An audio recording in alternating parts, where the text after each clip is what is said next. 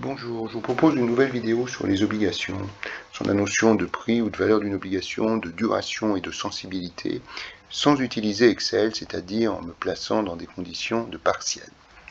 Voilà. Donc on va raisonner sur une obligation dont les caractéristiques s'affichent à gauche de votre écran. Valeur nominale ou nominale de 1000 euros, taux facial de 5%, durée de vie 3 ans, remboursement in fine. Donc la première chose que nous allons faire, c'est vérifier que son prix d'émission est bien de 1000 euros. C'est-à-dire que l'obligation a pour première cotation sa valeur nominale. C'est l'occasion de rappeler et d'utiliser la formule du prix d'un actif, financier ou non. Donc valable pour une obligation, c'est la somme des cash flows futurs actualisés que cet actif va procurer à son propriétaire. Alors, concernant une obligation, les cash flows sont des intérêts versés chaque année par l'entreprise émettrice, qu'on appelle aussi les coupons, et le remboursement de l'obligation à l'échéance. Je voudrais préciser aussi que je fais l'hypothèse implicite que cette obligation est à taux fixe et que le taux d'actualisation que l'on doit retenir, le petit i de la formule, c'est le taux de rendement exigé par les investisseurs pour des titres qui confèrent le même risque. Alors comme toujours en finance, comme souvent en finance plutôt, on va construire un tableau pour répondre aux différentes questions.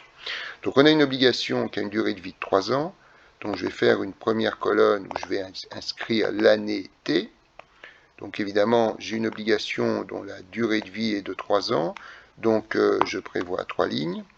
Et les cash flows CFT sont chaque année des intérêts. Si j'ai une obligation de nominal égale à 1000 euros et de taux facial égale à 5%, ça veut dire que chaque année, l'obligataire va recevoir des intérêts de 50, y compris la troisième année, mais comme la durée de vie de cette obligation est de 3 ans et qu'elle est remboursée in fine, eh bien la troisième année, en plus des intérêts de 50, l'obligataire reçoit 1050. Intérêt plus remboursement du principal. Alors si maintenant je veux calculer le prix de l'obligation, je dois actualiser les cash flows futurs. Alors j'actualise au taux de rendement exigé par les investisseurs. Je suis dans l'hypothèse où l'obligation est introduite en bourse. Si son taux facial est de 5%, ça veut dire qu'à cette date, l'exigence de rendement des investisseurs était de 5%. Donc j'actualise à 5%. Donc je fais CFT sur 1 plus 5% à la puissance T.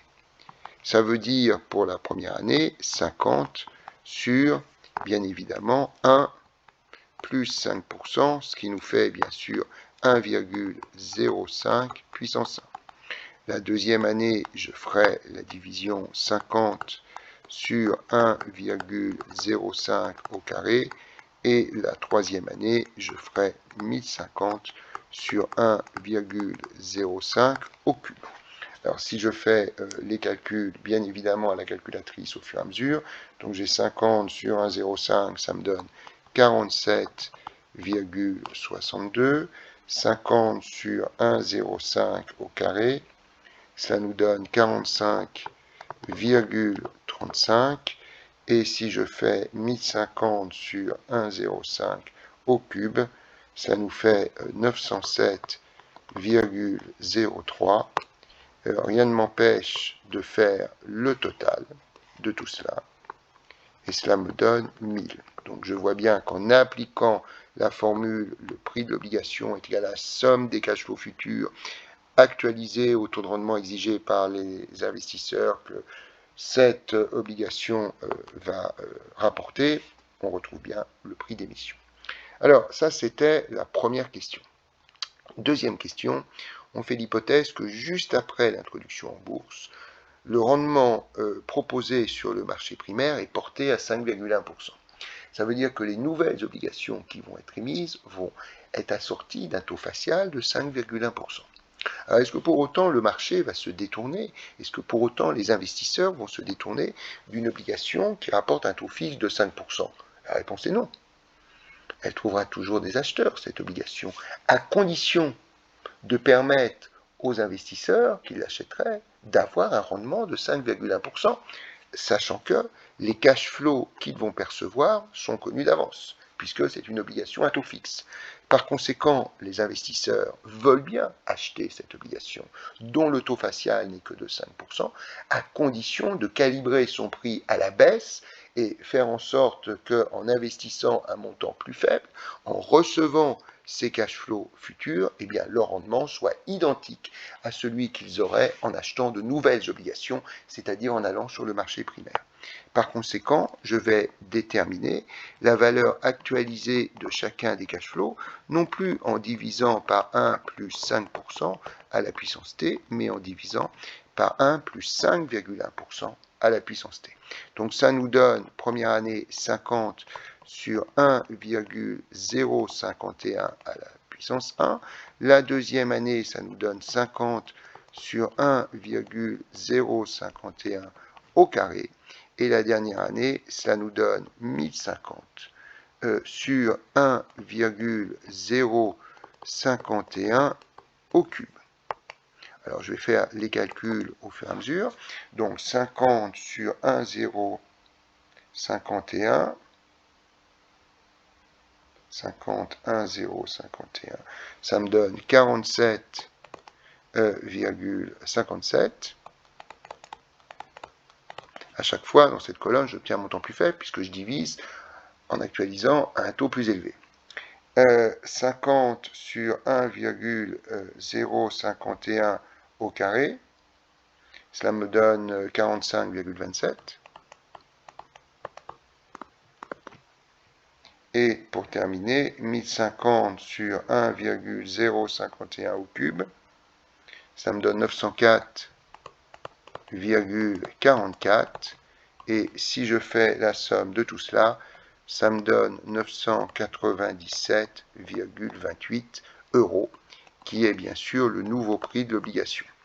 Alors je constate que j'ai eu un taux d'actualisation, un taux de rendement exigé qui a été porté de 5 à 5,1%. Ça veut dire que la variation de taux, c'est 5,1% moins 5%, ce qui fait 0,1%. Et la variation de prix, c'est la différence entre 997,28 et 1000, ce qui nous donne bien sûr 2,72 €. Ce qui veut dire que la variation relative du prix, c'est-à-dire 2,72, c'est moins 2,72 bien sûr, hein. La variation relative du prix, c'est donc moins 2,72 sur 1000, ce qui nous fait moins 0,27%.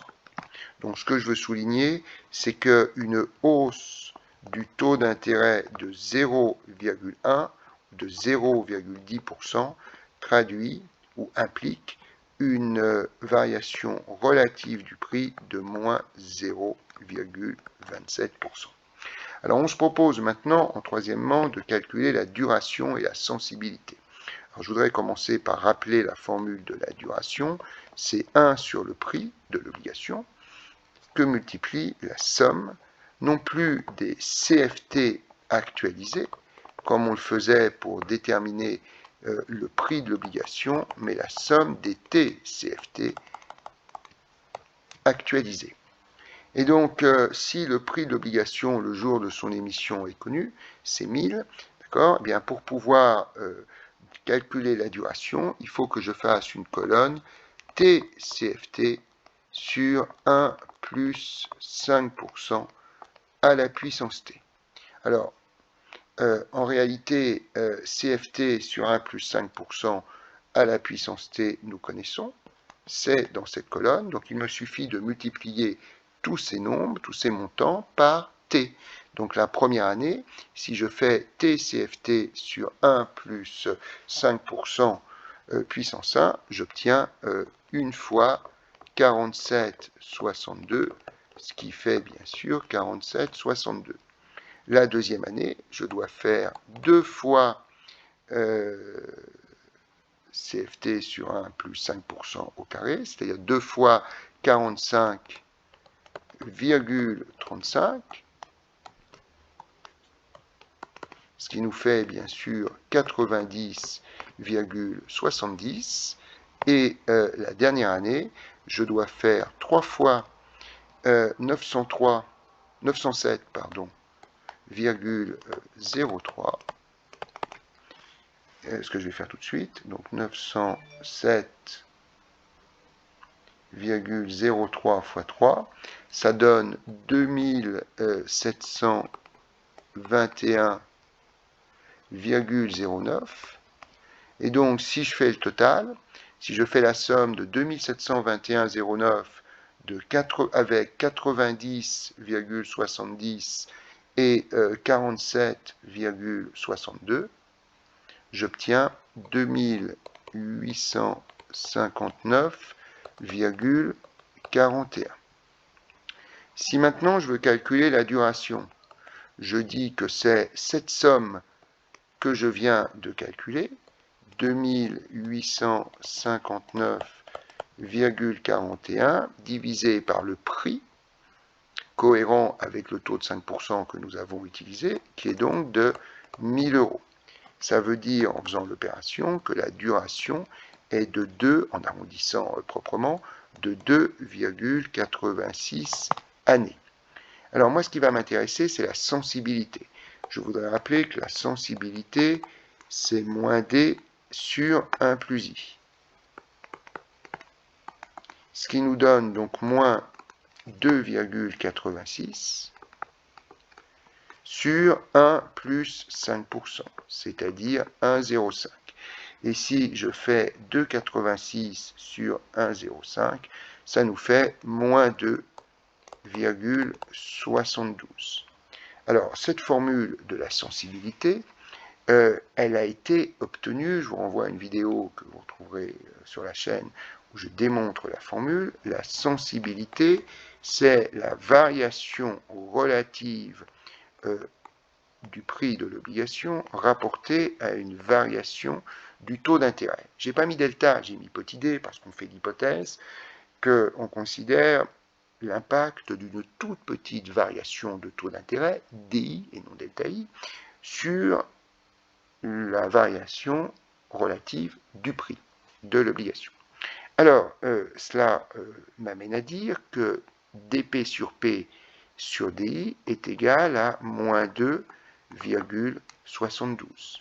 Ce qui est équivalent à écrire par un banal produit en croix que dP sur P est égal à moins 2,72 DI. Et donc, si je considère que DI est égal, comme on l'a dit précédemment, à 0,1%, alors, eh bien, dP sur P va être égal à moins 2,72 que multiplie 0,1%. Et si je fais cette opération, j'obtiens moins 0,27% et je retrouve ainsi ce que j'avais déterminé en comparant le nouveau prix de l'obligation 997,28 à l'ancien prix qui faisait ressortir une baisse du prix de 2,72 euros. J'espère qu'avec ça, vous avez compris l'utilité de la sensibilité d'une obligation.